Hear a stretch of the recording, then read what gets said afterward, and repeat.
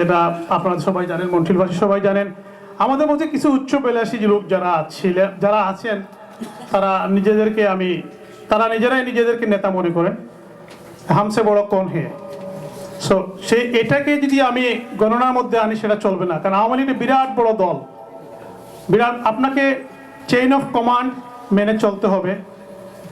আপনাকে যদি দল থেকে আপনি সুলতান মোহাম্মদের মতো লোক নাই আজকে, তাই আপনাকে ডিভিশন আওয়ামী লীগের মধ্যে নেই।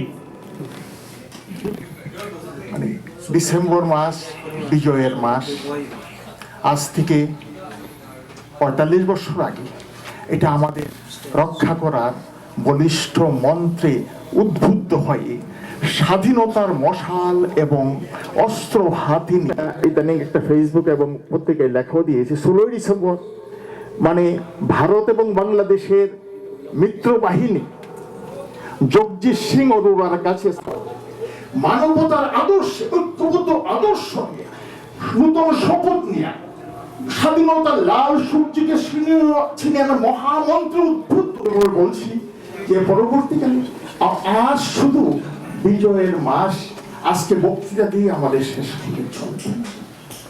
আমাদের তারা শেখ হাসিনার আওয়ামী লীগের না, তারা হলো খন্দকার মুস্তাকের আওয়ামী লীগের। তাদের ব্যাপারে আমাদের সকলকে সতর্ক থাকতে হবে এবং ঐক্যবদ্ধভাবে আমাদের এগিয়ে যেতে হবে।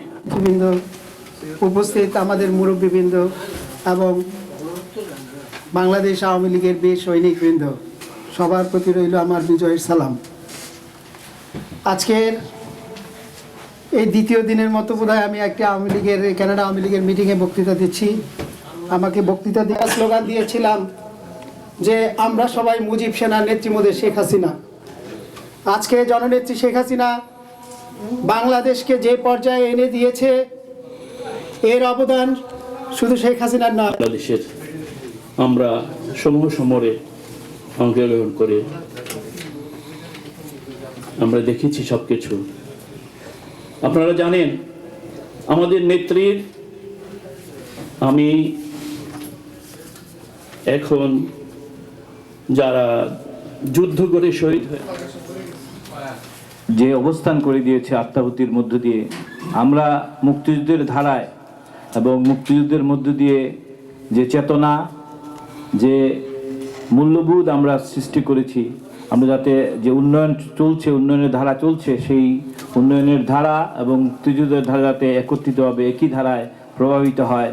আজকে রাষ্ট্রীয় খেতাপ্রাপ্ত ব্যক্তিত্ব ইতিমধ্যে যিনি বক্তব্য রেখেছেন, সম্মুখে উপবিষ্ট, আমার বক্তব্য শেষ করলাম। জয় বাংলা। আমি প্রথমেই কানাডা আওয়ামী লীগের পক্ষ থেকে একজন মুক্তিযোদ্ধা হিসাবে আমরা আমাদের জন্মভূমি, জন্মস্থান বাংলাদেশ, যে দেশ 1971 সালে 30 লাখ শহীদের বিনিময়ে, অনেক মা বোনের আত্মাহুতির বিনিময়ে, যুদ্ধের অনেক রক্তাক্ত অঞ্জলি দেওয়ার কানাডা আওয়ামী লীগের শাখা পক্ষ থেকে আমি কৃতজ্ঞতা স্বীকার করি এবং ধন্যবাদ জানাচ্ছি। আপনারা এখানে অনেক মূল্যবান বক্তব্য শুনেছেন সম্মানিত বক্তাদের মধ্য থেকে, এবং আরো কিছু আমাদের মুরব্বিয়ান ছিলেন, যেমন আমাদের উমাদার বঙ্গবন্ধু সপরিবার সহ এই পাকিস্তানি আজাদ জানোয়াররা। সেদিন তাই দুই ভাই বোনের ঝগড়াটা একটু বেশি হচ্ছিল।